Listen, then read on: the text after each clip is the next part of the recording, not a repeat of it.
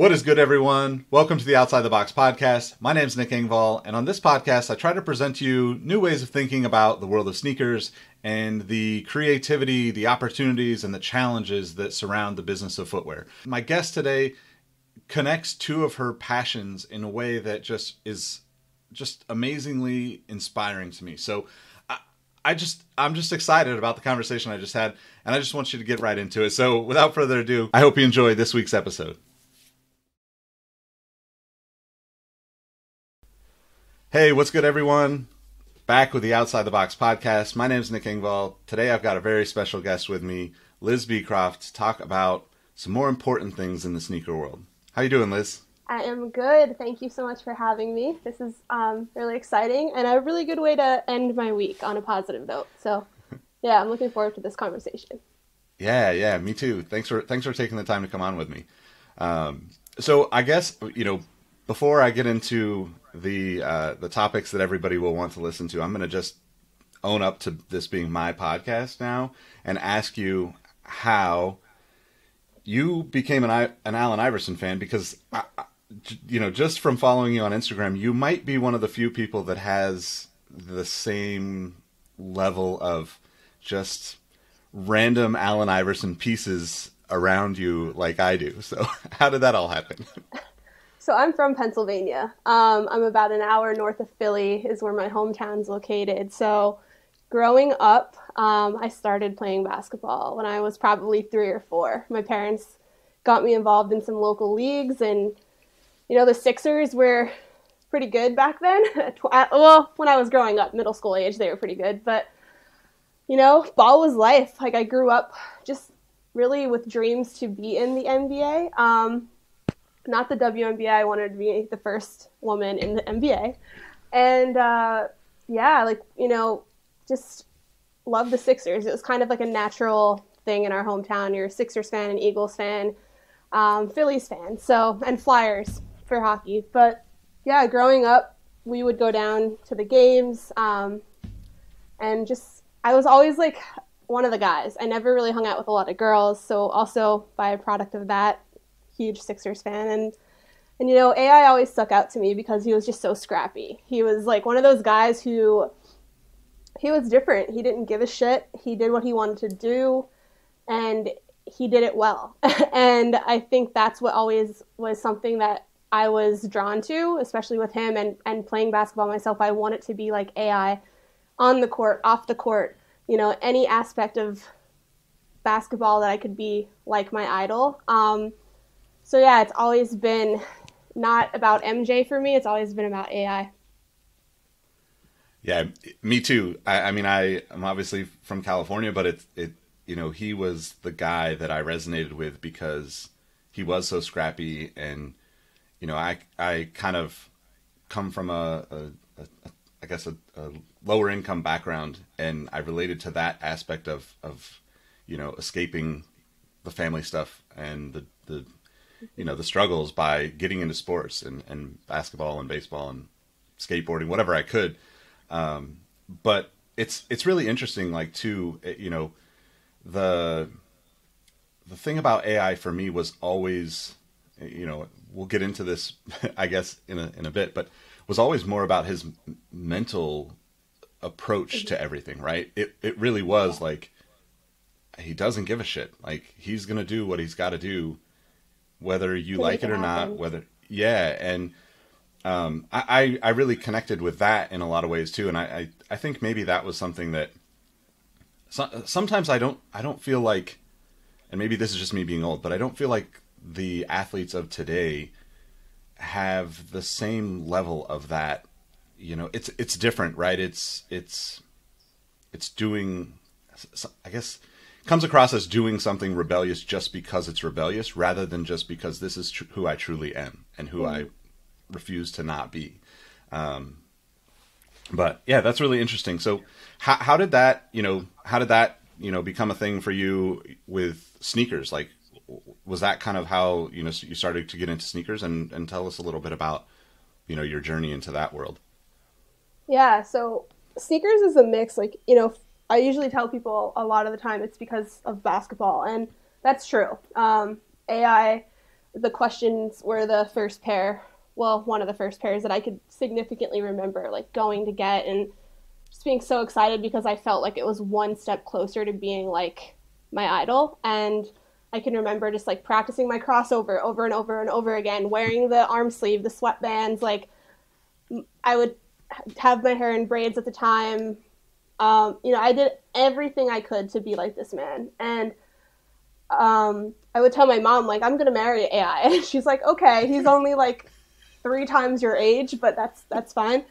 So yeah, it was basketball, but also skateboarding. You know, like I said before, growing up with a lot of guys and they're all skaters. So I can remember going to the skate park in Allentown called Penn Skate. My first deck was the World Industries Battlewood. I had a Phantom 2 trucks, awesome. Some Lucky Risers, and yeah, I was one of the guys. I had like my CCS backpack I would carry around. And it was like the mentality of like, if I never really felt like I fit in with the girls. A lot of my hometown's really small, and you know, you either kind of go the cheerleading route or you go the basketball route. I almost said the sports route. Cheerleading is a sport, but it's a different type of sport. And so for me, I naturally was friends with, you know, some of my best friends to this day who are all sneakerhead skaters, and I had to keep up or shut up. And that's what kept pushing me to learn how to skate, learn how to snowboard, you know, be able to play basketball. Because if you went to the park, 90% of the people that were playing pickup games back then were all guys. And if you couldn't keep up with them, you were stuck sitting on the bench cheering them on. I didn't want to be one of those people. So yeah, I was very much a tomboy. I can remember, you know, and one, like South Pole, like my best friend Lauren and I were very similar in that sense. And I can vividly remember going on a field trip in 5th grade to this place called Hawk Mountain in Pennsylvania. And we wore like our South Pole jeans, our Timbs, like we wanted to fit in with our guy friends. Like that's what they were wearing. So yeah, it's always just been a part of who I was, because I was just drawn to wanting to be just myself and be different and do what I liked and not feel like I needed to follow the crowd and do what everyone else was doing because it was cool. So it's kind of still who I am to this day. But yeah, AI, that's awesome though. But yeah, sorry, going back to sneakers, that's kind of how I got into it. So it was also Etnies, Soaps, DCs, Vans, at a really early age. And, you know, then it even progressed into more basketball silhouettes specifically. So like the T-Mac 2s, which I'm really excited to see that they're re-releasing this year. What else? Who else did I have? Some the Dada Spinners. I had those. I had, you know, a lot of and ones. Trying to think of what else I had. Another pair that was standout for me was the Jordan 17s and the 18s, because I can remember playing in those. But yeah, it's just always wanting to be like my favorite players at the time and get those shoes, because I felt like that's what brought me closer to the people I looked up to. Yeah, definitely. I can totally relate. It sounds like you probably were flipping through the Slam magazines as frequently as I was. Some of those brands were such staples in my life just because I saw them in Slam or in Vibe or something like that. So, so I guess before we get into, you know, more deeper topics, could you give like a little bit of background on what you do now and maybe, I guess, how you got into this kind of space that you're in now? Yeah, absolutely. So currently I'm a full-time licensed clinical social worker, an LCSW for short. I work in Brooklyn for a foster care organization where I do cognitive behavioral therapy to kids with kids in the foster care system. And then outside of that, I just started doing some private practice as well. So that's my full-time job, you know, social worker / therapist / sneakerhead, I guess. And I don't even really call myself a sneakerhead, but I kind of always try to associate sneakers in my work with the kids because it's a really good way to engage a lot of teenagers and younger kids into therapy.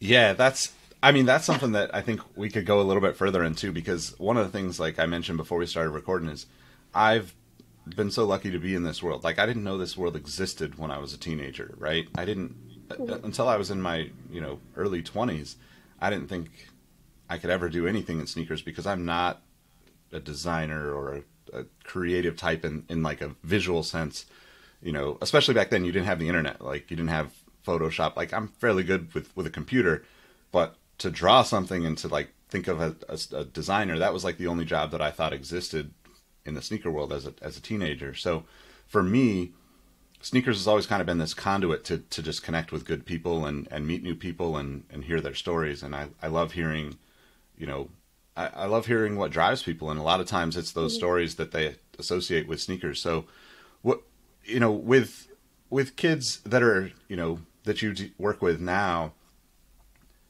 how, is it one of those things where you, as I guess, like simplifying it, is like you walk in with a pair of shoes on and that kicks off the conversation, or is it, and like how valuable is that to you in like what you do? Yeah. So, the foster care system, most of the kids that typically end up being in foster care are there because they've experienced some type of trauma or adverse childhood experience. And so, mental health services really aren't the type of thing that they really want to be involved with. Typically, a lot of these kids see social workers as being bad people because they associate social workers with the people who take them away from their families. So,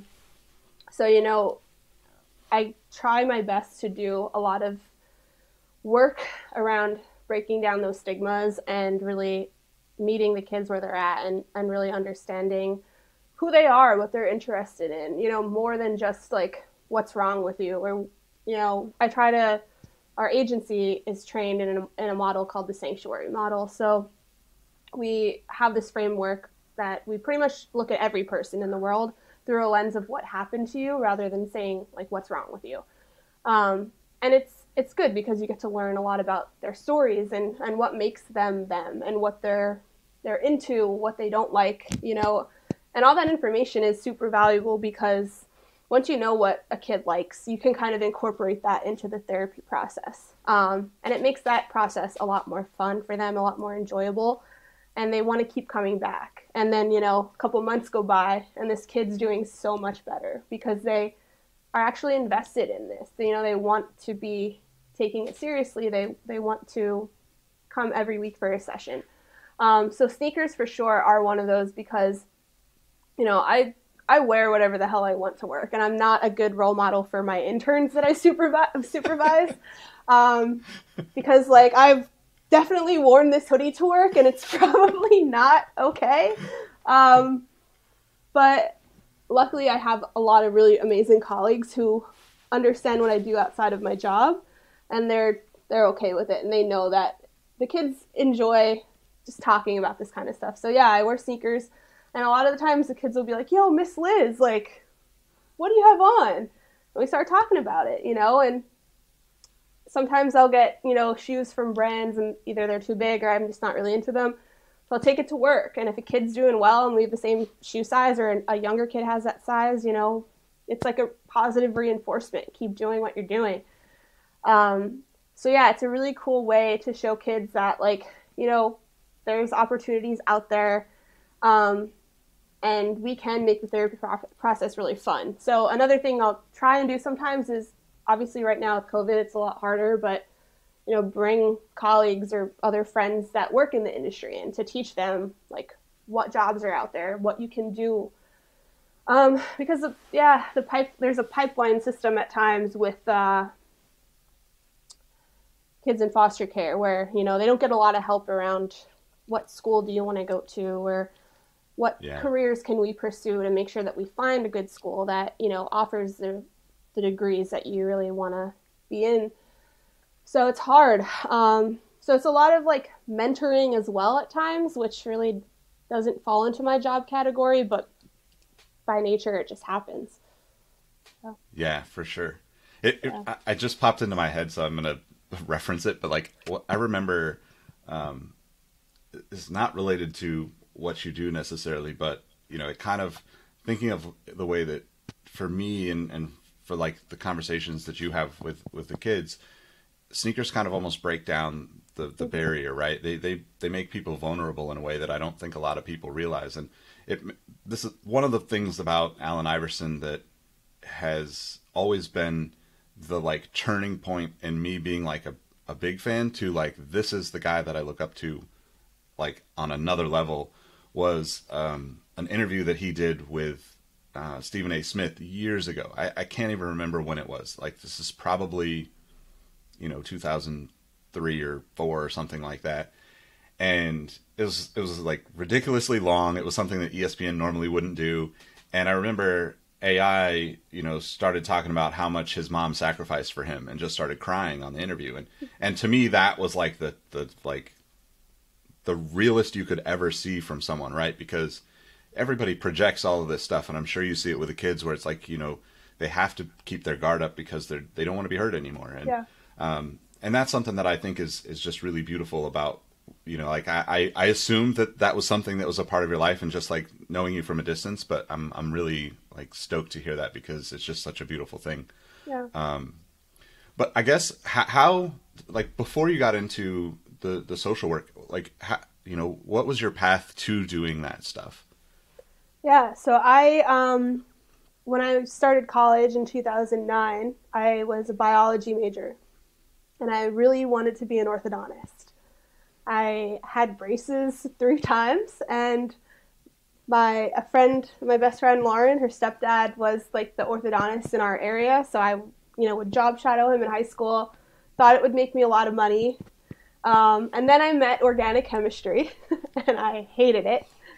And that's kind of when I realized this was a reality check, and it wasn't really something that was going to bring me a lot of fulfillment. I thought it was going to get me a bag, and that's kind of where I want it to be. And then I was challenged, and by courses that I just genuinely didn't like. And I said, I don't know that I can put myself through another couple years of school if I really just am not interested in this.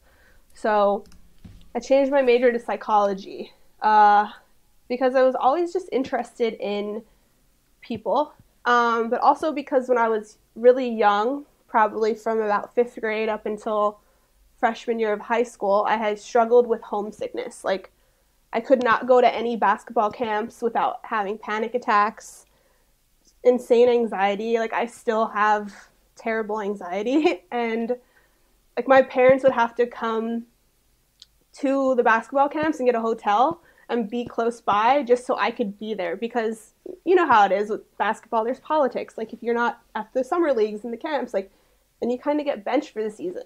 And I was always a starter. I was a good player, and I just wanted that experience, but the experiences at times are really hard. So it wasn't until, I think 6th grade, 7th grade, my mom and dad eventually put me in therapy. And at that time, I didn't really have a clue, like, what the hell was going on, why I was there. No one really explained anything to me. So it didn't really work.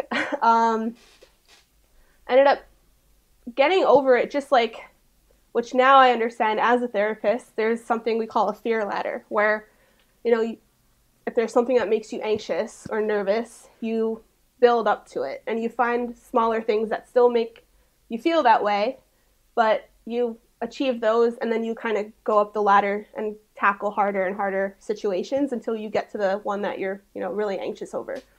So that's kind of what I worked on, and eventually got to the point where, I didn't struggle with homesickness, and I was able to stay over camps, and it was okay. And then, when I went to college, I was a freshman in college. I was dating a guy who was still in high school. I was a cougar, and he had cheated on me. And then I started dating someone else, like, later on in college, and the same situation happened. And, for me, it was very traumatic. So I ended up back in therapy again. And that person, at that time, I was much older. I understood why I was there, what was going on, and it helped build a lot of self-esteem back that I had lost. It helped me build some trust back. I'm still working on the trust part. But yeah, like, it helped me kind of get back on my feet and realize that what had happened to me wasn't a result of who I was. It showed that person's character. So here I am in college now, a psych major, and still really didn't know what I wanted to do. I actually thought I was going to go to school to be a sports psychologist post undergrad, and I'm also a huge Phillies fan. So Cole Hamels struggles really bad mentally when he pitches. So my dream was to become Cole Hamels, sports psychologist, and the field of psychology is really confusing.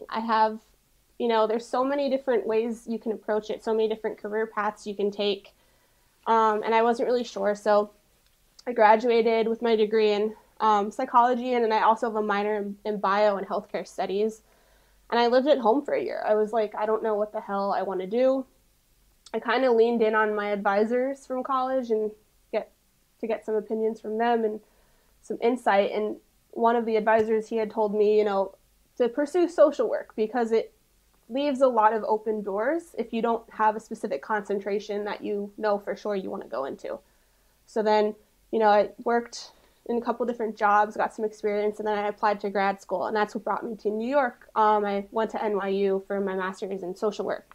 And then in 2015, 2016, 2014 to 2016, it was a 2-year program. I graduated, and then in the meantime, met my now fiance in New York, and I stuck around. So yeah, that's kind of what brought me to just my own personal experiences and going through therapy firsthand and knowing how it can be very helpful if you find someone who is a good fit for you. Yeah, I want to come back to something you said, but I also want to kind of, I guess, give a little more about what you've done in the last few years, because there's a lot of, I think, sneakerheads that probably have either followed you or seen you doing things, because you've got to do a lot of cool things, there in New York my experience living there in Brooklyn and working at Complex, you really can almost set the standard of the conversation and topics that happen. And I think maybe could you talk about some of the opportunities that you've had in the last few years, and eventually you could get into mental sesh. I think that was something that I probably one of the first things that I was like, what is this? This is cool. This is different. It was, people I recognize, but not conversations that I think we associate with sneakers in any way. Yeah. Yeah. So yeah, my first job out of grad school was super heavy. I was working for a juvenile justice program in New York, doing in-home family therapy with kids who were, arrested with felonies.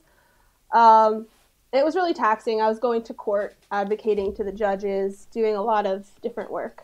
And at that time, my boyfriend, now fiance, was like, you should start sharing some stuff on social media. You love your sneakers, you love style, and he's a photographer, so he would help me out with that. And I just started doing it as a creative outlet just for fun, because I needed something to invest my time into, so I didn't bring my job home with me, because vicarious trauma is super real.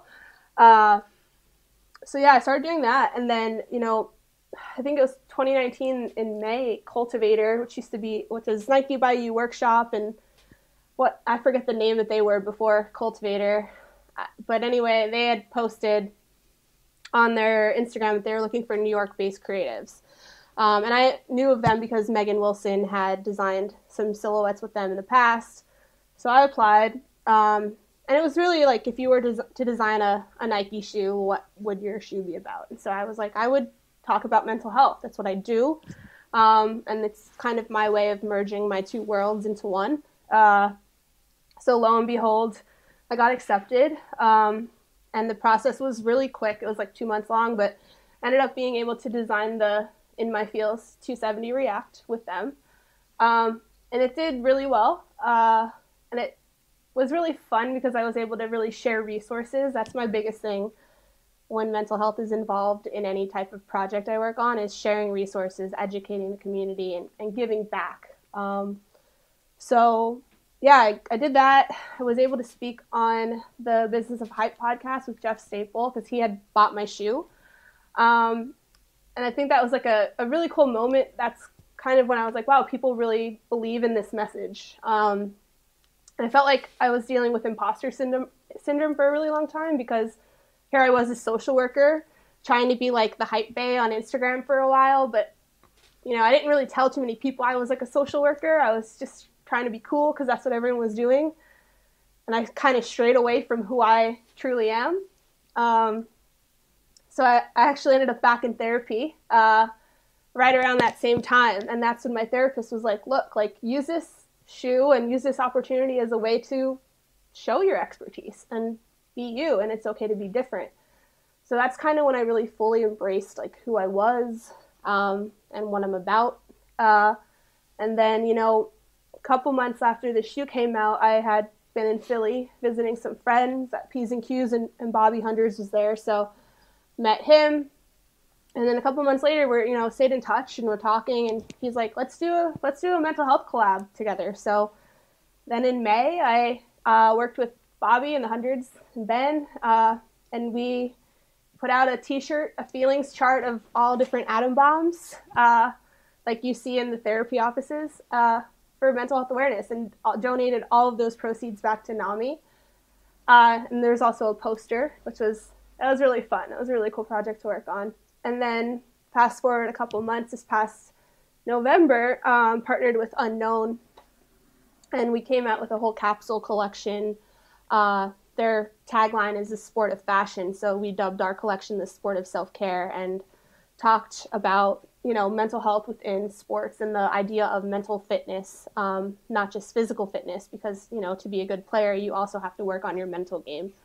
So yeah, and I have something coming out in May, which I'm really excited to share, but everyone will see it when it's time. So that's what I'll say. That's awesome. Yeah. Congratulations. I mean, that's so cool to add so much purpose to what you're doing too. And I can totally relate to the kind of connecting of the worlds that you're interested in, and I think that's also something that I hope people take away from these conversations that I have on Outside the Box, where, like, sneakers is like, massively normal at this point, right? Like, we all look at it the same way you said you were looking at it initially with Instagram, because we see the way, whether it's the algorithm or the cool, like defining cool people in the space are like, this is what's cool, right? And we all kind of look at it as like, well, let's try to do something like that, or do our own version of that. But really, like, to kind of have your own passion and, connect with that in a way that just like almost redefines cool, because you're so into both of these worlds. I want to ask you something about like, you've mentioned going back to therapy a couple of times, and I literally just had a conversation with one of my friends yesterday about, him going back to therapy, and,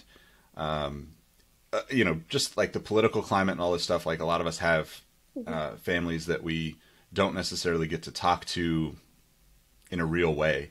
And I have always kind of believed that, like, therapy it has this stigma around it, right? But really, it's one of the most beautiful things ever. And I think that my belief is that we go to therapy without going to therapy, whether we realize it or not, right? Like, our conversations with our close friends and family and whoever that is for you, those are just drastically important in dealing with, especially times like this.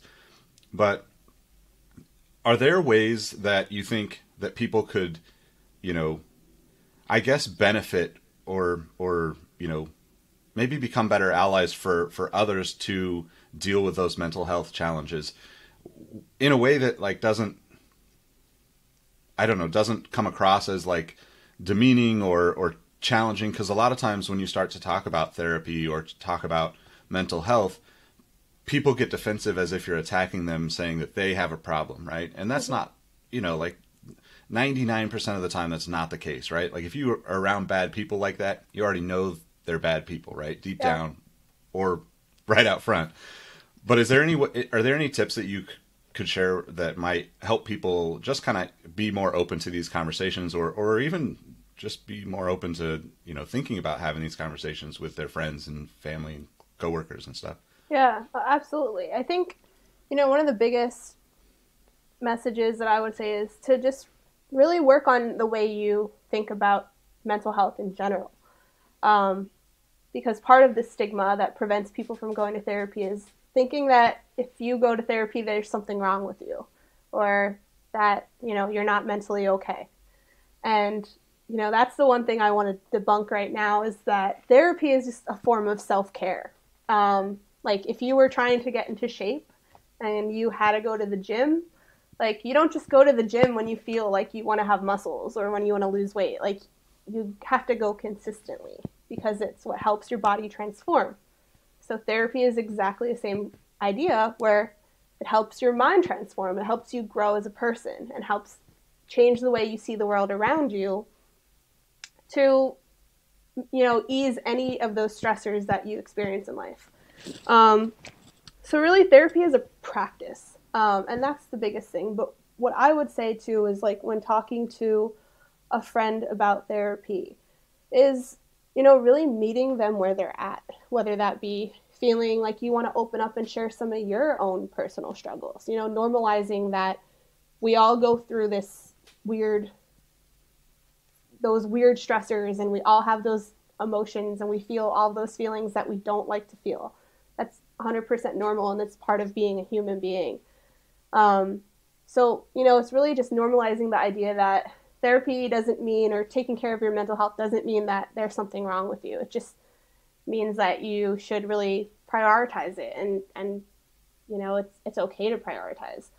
And that's the thing I think too is within sometimes sneakers and streetwear, there's still a lot of stigma. I go on Twitter often and, I think we have to be more mindful about how we talk about things because, even with the political climate and, everything going on, it's, a lot of people are quick to call out mental illness in other people and as if it's a derogatory thing, and that adds to the stigma, unfortunately. So I think we just need to be mindful, like, yeah, those people are shitheads and they suck, but maybe let's not throw the mental health piece into it because there are people who are amazing people who struggle. And, the more we continue to have that kind of dialogue, the less those people are going to feel comfortable to come forward and talk about it and share it. And that's really the end goal, is to be able to have those open conversations with other people. Yeah, that's so true. I mean, it's something that, if I don't know, like I told you before we started recording, my goal with this podcast is to use sneakers to connect with people, but like to talk about the things that are much more important that we're all dealing with. And, like I'm guilty of it just like everybody else. Like I obviously always put, my best foot forward and my best face on to be on camera and to do what I do. And, whether that's Instagram or Twitter or whatever, but like, I go through it, like I can't stop my mind. Like my mind is like, even if I wasn't working 20 hours in a day, I still struggle to even go to sleep sometimes because I just can't stop the conversations, the anxiety that comes from that and all the things. And, like, I think, the older I get and the more I understand and, spending 20 years of trying to understand why I am who I am. Well, even more than that, because, like I just have my childhood was very short. Like the responsibilities came very early. And, I've always kind of like, there's a lot of stigma around that for people that like probably a lot of the kids that you deal with, like if they have younger siblings, it's a challenging thing.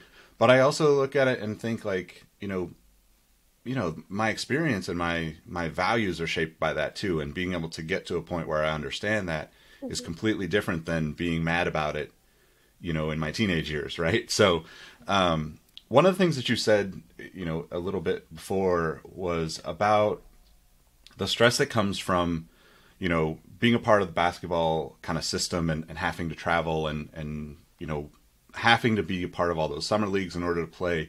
And I never really thought about it until you said that. But like when I was, in high school, I played basketball, like mostly in rec leagues and, I almost never did anything for the school because I was always kind of anti the school.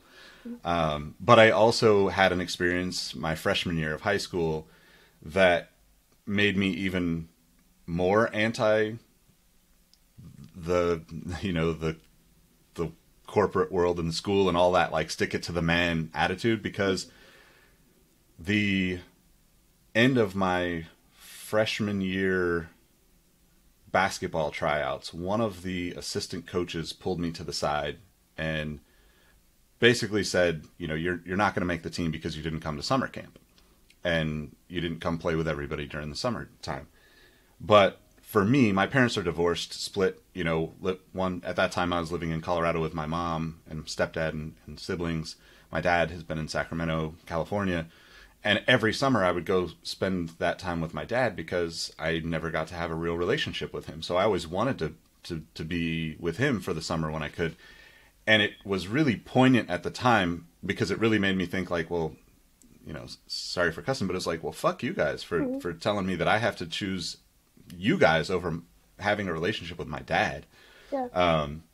But that was really interesting to hear you say that. And I didn't really think about it until then, but like how much does that type of thing, affect in your work experience? How much does that type of thing where, I guess the best way to put it is we have these kind of like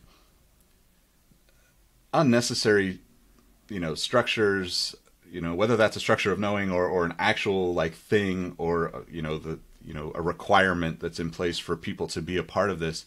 How much do you think that affects kids? And then what could we do as adults as we're kind of shaping this next generation to be better about that? Yeah, absolutely. It definitely affects kids. Like we grew up in a world where there's no social media, and now these kids are growing up with phones. Like at 2, 3, 4, like they know how to use an iPhone. It's wild. So, these structures and these firm like boundaries that are set in place for them, kids don't often do too well, especially now because they have access to everything else. They can see and learn about things so much easier than we ever could. So now to try and keep kids inside these firm boundaries is a lot harder, and rightfully so. They shouldn't want to have to stay inside some of these boundaries, and it's not fair, especially for kids that I work with in foster care, who might be jumping around, moving from home to home. Like how do they stay on a sports team in school if they might be transferred from one school to another school, every other year? Who takes them to practices and games when they have 4 other foster children in the home and the foster parents also working a full-time job? Like, it's really hard, and it's not fair. It's definitely a very privileged system when you look at it from a broader scope, because the only people that can really make this work are the people that have the time, the money, and the capacity to be able to keep their kids in these reins, like it's sad. And I don't know, what the solution or the answer is for it, but it's part of why, a lot of my clients struggle. They don't have outlets. A lot of kids with ADHD, sports are amazing for them because it helps them learn grounding skills. It helps them, get all that extra energy out when they need it in a healthy way. But if you don't have that, or you don't have the privilege to be able to take part in some of this stuff, then you're looked at as a bad kid in school because you have all this energy and you can't sit still and you're struggling to pay attention, so your grades go down. So it's tough because, from teachers to coaches, we all need to be mindful of this kind of stuff and have knowledge in this area, but they don't train teachers on mental health. They don't train coaches on mental health. And you look at these NBA guys, a lot of these guys had adverse childhood experiences, and when you go through any sort of form of trauma, like your fight or flight system is always like ready to be on. So it's really hard for people to balance that ability where, that fight or flight might be really helpful when you're out on the court and you're playing. But then when you're living your life and you're in front of cameras and you have to be a certain way for press, it's really hard to not let a little trigger put you over the edge into that fight or flight response. So, I wish I had an answer for it, but I also really wish that our society as a whole could be a little bit more aware of it. So, yeah. I guess in that kind of lane of thought, did you run into any, challenges yourself with kind of opportunities that came for you in the sneaker world? Because, I think my experience is there's a lot of things that I think people want to do and get excited about. But also there's a lot of intimidation and anxiety that comes with, like, the opportunity to do your own shoe, the opportunity to work with the hundreds, like, unknown. Like, these are brands that most people, especially kids, look at and are like, I want to do this. I mean, I probably have cousins that have looked at the hundreds for the past 10 plus years of like, these guys do exactly what I want to do. This is the whole world of culture and skate and, everything, right? Like, did you run into any kind of challenges in working on those projects? And like, what do you do in those situations where things come up to kind of push through, or, maybe for yourself? And then if you have anything that, maybe that is just kind of like your general, like, rule of thumb towards facing those kind of challenges. Yeah, I think, for me, it's just dealing with a lot of imposter syndrome. Because by nature, I'm a social worker. I'm not a designer by any means. I know a little bit about Illustrator and I know, Lightroom, Photoshop, but like, I don't know enough to design a collection. But I am very, very lucky. I have an amazing team. Elisa Navita is my manager, and then we have a creative director that we bring on whenever we do collabs, because his name's Christian Gonzalez. He's based in LA. He's phenomenal, both of them, because they understand mental health. So they first and foremost know, like, my vision and like what I want to evoke when it comes and when any of these collabs come about. And they understand the importance that I place on making sure that it's not just a mental health collab, it's a collab that actually does something for people's mental health. There's a distinct difference. And, given this last year, 2020, mental health has definitely been a buzzword, and it's been super, super triggering for me to go online and see, all these people talking about mental health. And at times concerning, because people that are talking about clinical mental health topics that should not be talking about clinical mental health topics because they don't have a license. And then it becomes, the idea of, well, who's responsible if something happens? If something comes up, and because this person or this brand gave advice to someone who was, in crisis mode, and they didn't know because they don't know how to assess for that, or because they don't know, how to provide resources or direct them to a actual licensed person, and that person hurts themselves, who's liable? And that's the thing. A licensed professional has a license because you're protected legally then by your state. So it's definitely a trigger, but also for me, it's just really the imposter syndrome. And feeling like I shouldn't be there at times, like just feeling like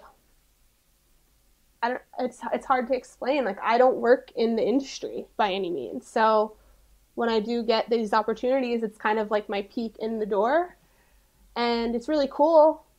And I'm very grateful for the opportunities, but at the same time, after having some of this experience, I don't know that I could mentally. It's just not, I'm not mentally built for that kind of environment. It's cutthroat.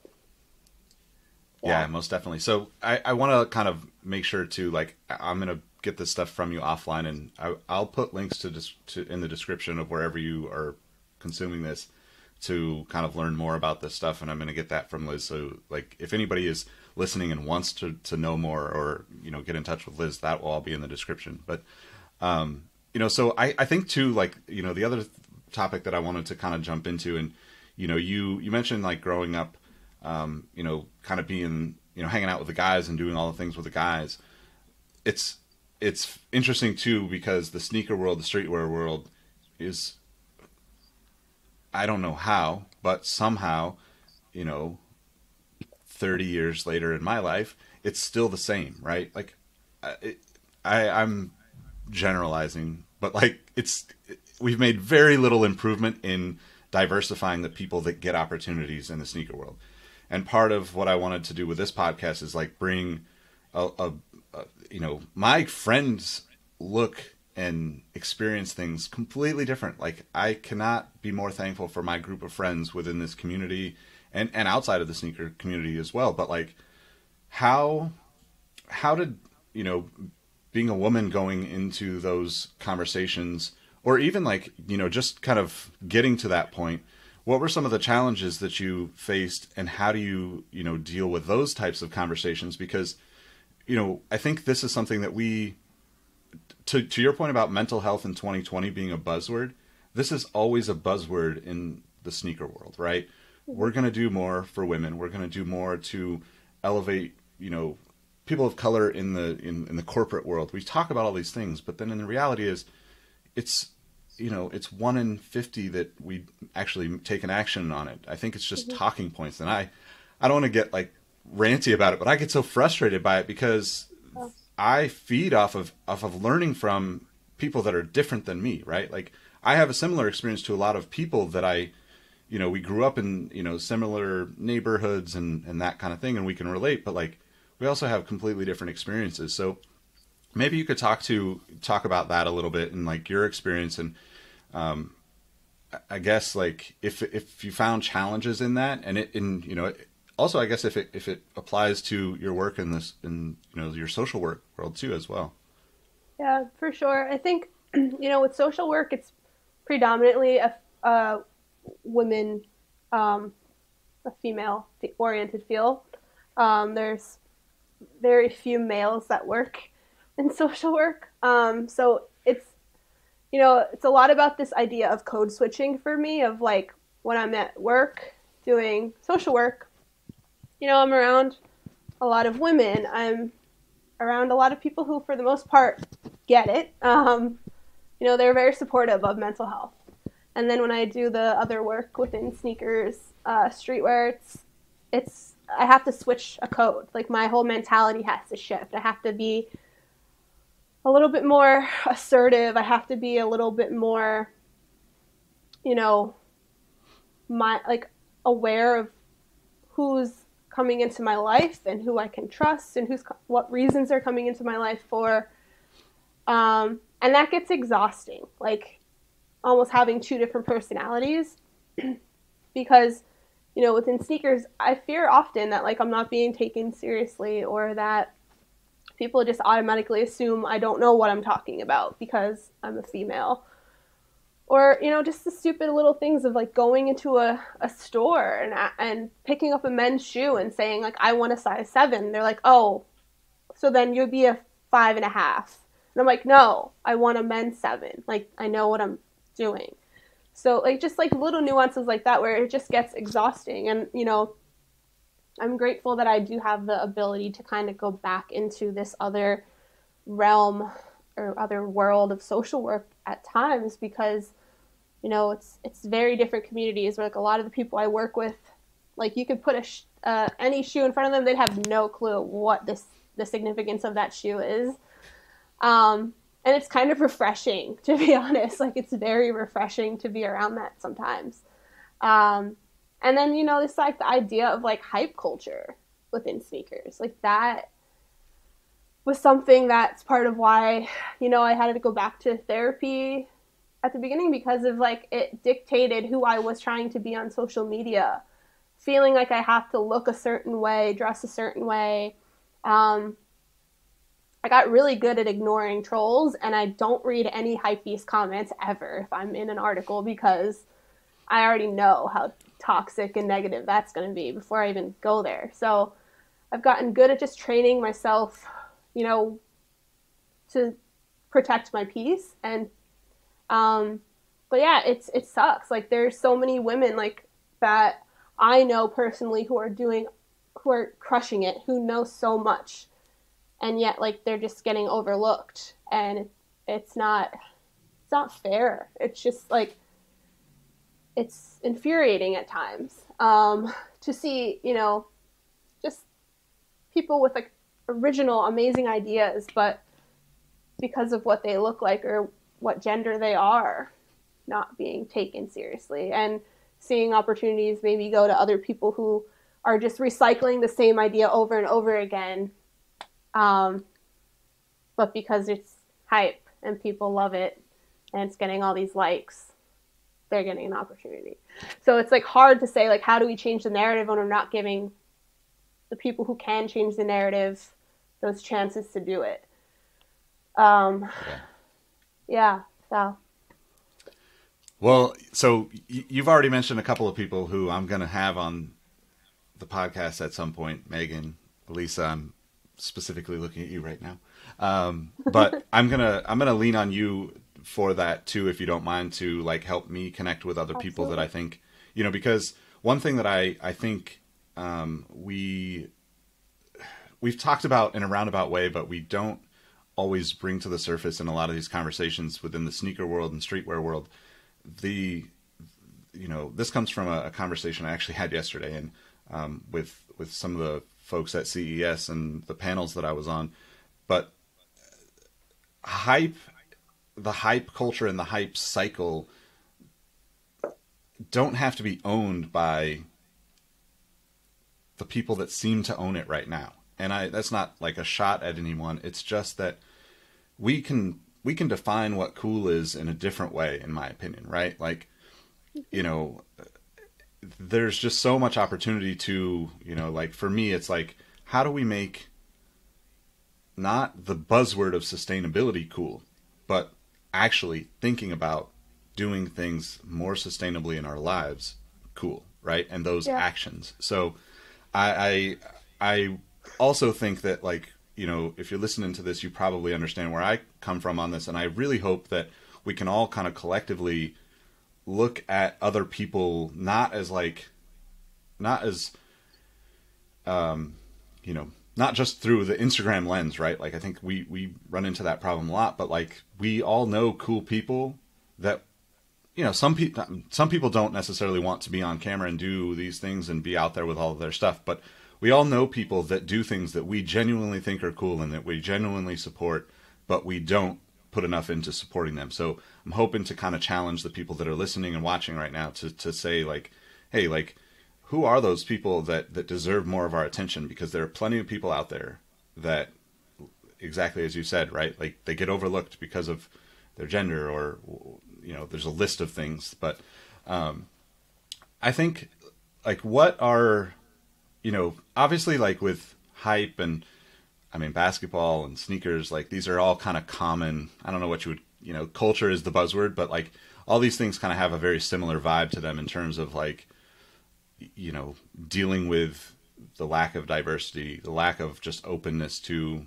like you said, outside of the people that are just recycling the same things. I guess, are there any, maybe, like, from your experience, are there any lessons that, like, are very poignant to you that you, like, think back to and are like, damn, I'm never going to forget that, or I'm always going to think of that moving forward along the way?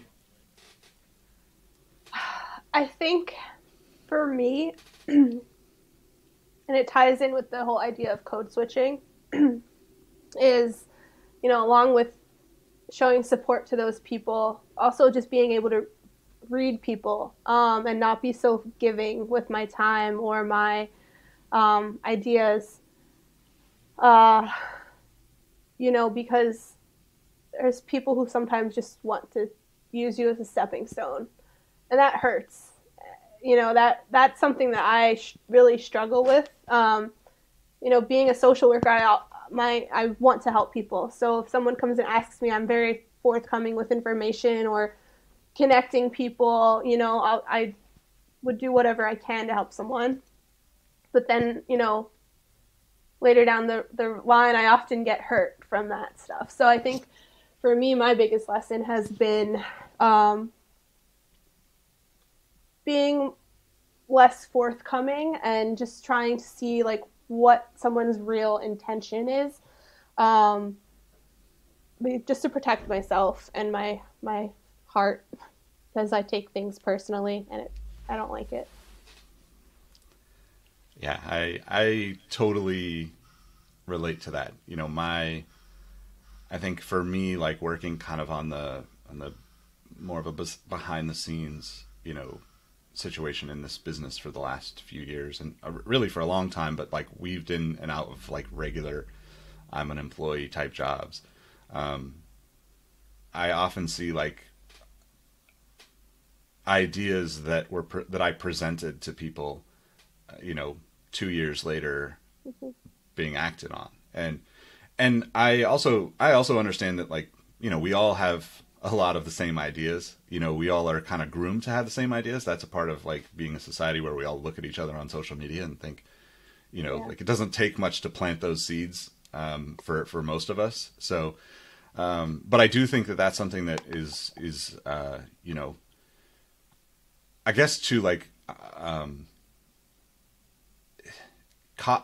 think cautious, like I like to think of being cautious with that, but I also like to, kind of understand, like you said, how to navigate that, right? Like that in itself is like a very challenging thing. And, if you've been in a situation where you've seen something that you suggested or brought up or presented happen without you, it is truly like, one of the worst feelings that I can imagine, in a business sense. But, so I guess with that said, like on a more positive note, the three kind of major collabs that you've done, obviously another one in the works, what would be the dream opportunity for you to kind of cross over your two worlds of the sneakers, streetwear, and your mental health work that you do?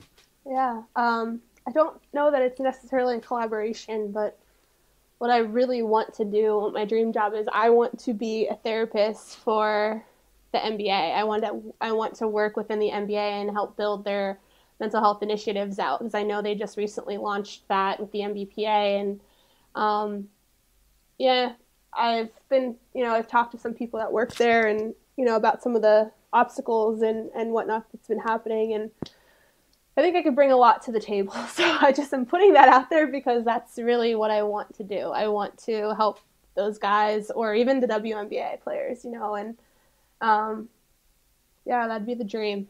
So that's what I want to do. Well, I'll just put the energy out there into the universe too. Hopefully the next time I get to talk to you on this podcast, we'll be talking about that work that you've been doing. So I guess the last question that I have is any tips that, people can be supportive of, you, the mental health world, the females that are looking at you and inspired to get involved in the streetwear and sneakers. Just how do we, speaking as a guy, how do we become better allies and more supportive of these kind of initiatives that you're pushing through?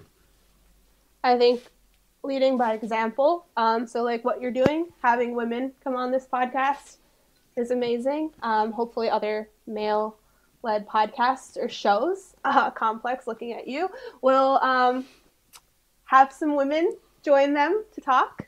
That'd be lovely. And I think just like uplifting women, like supporting them. It's, sharing their cool, like if they make really dope content or if they're doing a cool project, sharing that, highlighting the work that they're doing, and really giving them a voice, using your voice to help give them a voice, I think is really the best way.